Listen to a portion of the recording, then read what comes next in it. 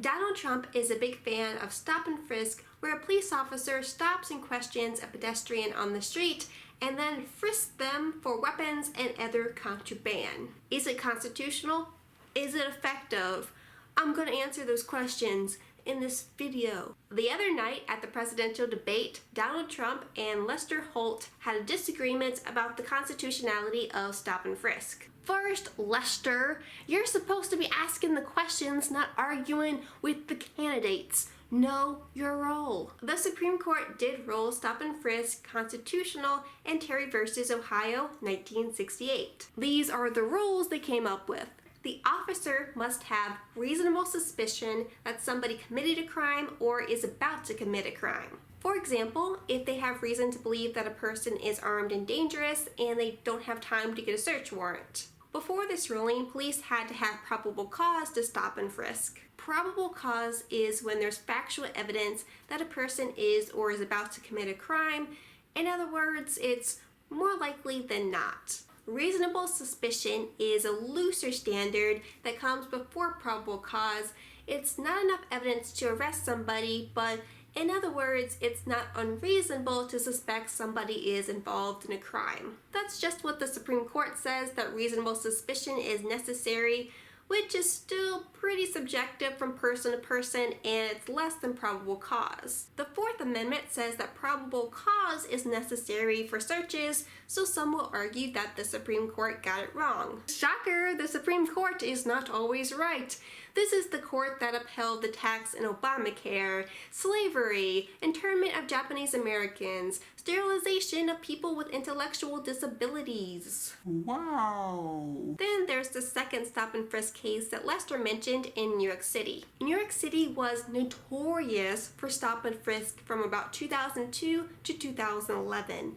At the height of stop and frisk, hundreds of thousands of people, mostly Black and Hispanic men, were stopped every year. The judge in the case ruled that New York's use of stop and frisk was unconstitutional because officers were stopping people without reasonable suspicion. New York City was very proactive in stopping and frisking people.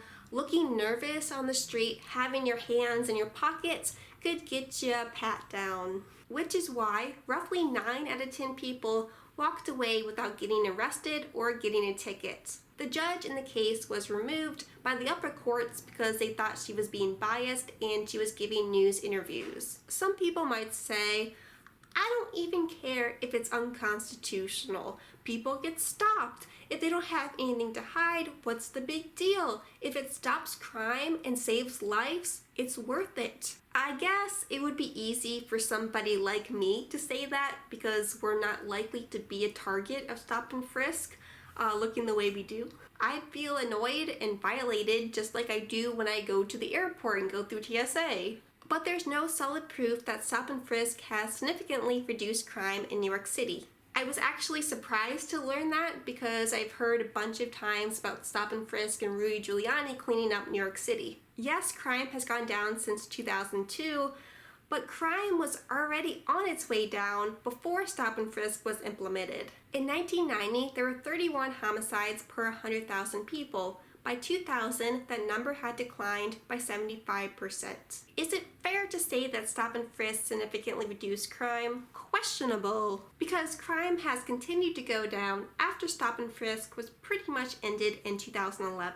A study from Columbia University found that stop and frisk was only effective in reducing crime when there was probable cause. Somebody was acting violently, casing the joint. They found that it wasn't effective when people were stopped for vague reasons. It wasn't a deterrent and it just wasted time with non-criminals. One thing for sure though is the way that stop and frisk was used in New York City led to more distrust between citizens and police. One key to improving the relations between the Black community and the police, I think, is reducing the number of hostile interactions between them, which means decriminalizing victimless crimes as well. The war on drugs is a huge part of that. Besides being costly and ineffective, it has led people to view police as a threat. The DC police chief has said that all marijuana arrests do is make people hate us. Remember that Eric Gardner was stopped selling cigarettes in New York City. Are selling cigarettes or possessing marijuana cause for arrest? Every hostile interaction between the police and the public has the potential to turn violent, which is not good for either side. Relations would be improved if police only stopped people for valid reasons and focused on violent crime. The way stop and frisk was used in New York City damaged relations, it was unconstitutional, and it's questionable if it actually reduced crime. It's worrisome that Donald Trump supports that kind of stop and frisk. How is he going to be for civil liberties if he becomes president?